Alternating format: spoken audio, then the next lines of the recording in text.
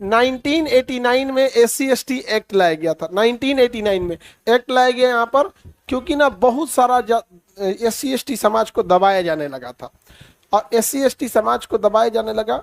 और एक समय ऐसा था ना, 89 का दशक, जो 90 का दशक बोला जाता था, कि अगर छोटी जाति के आदमी वोट डालने जाता था ना, तो बड़े लोग ना उसको वापस भेज देते थे, बिना मारे हुए लौट जाता, चल वापस, चल वापस। उसको में डर इतना था कि वापस चल जाता था, वोटे नहीं डाल पाता था।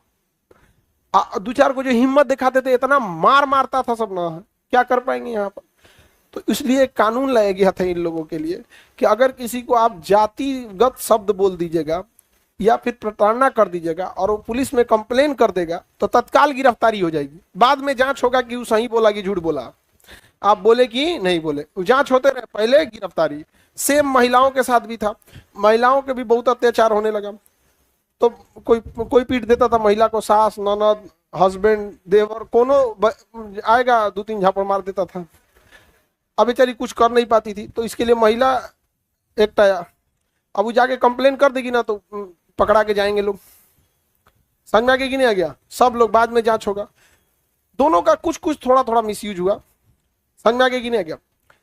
अब महिला लोग में क्या है कि सपोज कीजिए कि लड़ाई हुआ है, केस करने में जानते हैं क्या होता है, उसको जितना अधिकार संविधान में ना, सब ठोक देगी उसके ऊपर।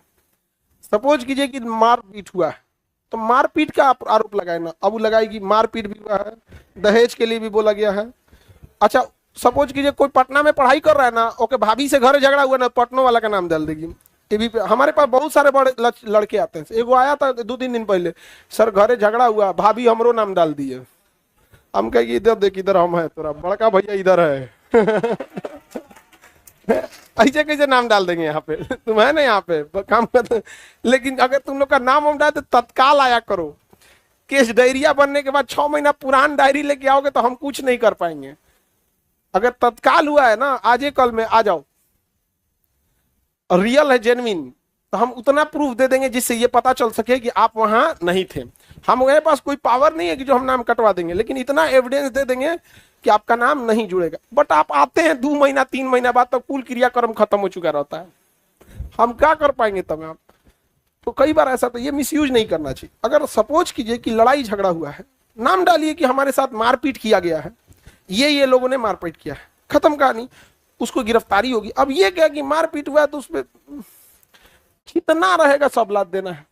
इससे क्या होता है कि अभी तक तो ये नहीं दिक्कत है, अगर ये बहुत बड़े पैमाने पे हुआ ना, तो आपके दिए गए अधिकार पे सवाल उठने लगेगा कि इनके अधिकार को सीमित किया जाए। तो इंडिविजुअल के वजह से सबको खामियाजा भुगतना पड़ेगा। भुगतना पड़ेगा कि नहीं भुगतना? नहीं तो कल पुरुष आयोग बना दे सब, तब पुरुष आयोग बना दिया तब तो हो गया, यहाँ पे वो पहुंच जाएगा यहाँ पे। तो होता क्या है ना कि 1-8% मिसयूज होता है। अब जैसे EWS सर्टिफिकेट है, ऐसा थोड़ी है कि सारे लोगों ने मिसयूज किया है, लेकिन 2-4 मिसयूज की वजह से अब उंगलियां सब पे उठने लगी यहाँ पर। तो कई बार ऐसा भी हुआ है कि इसके मिसयूज भी हुए हैं।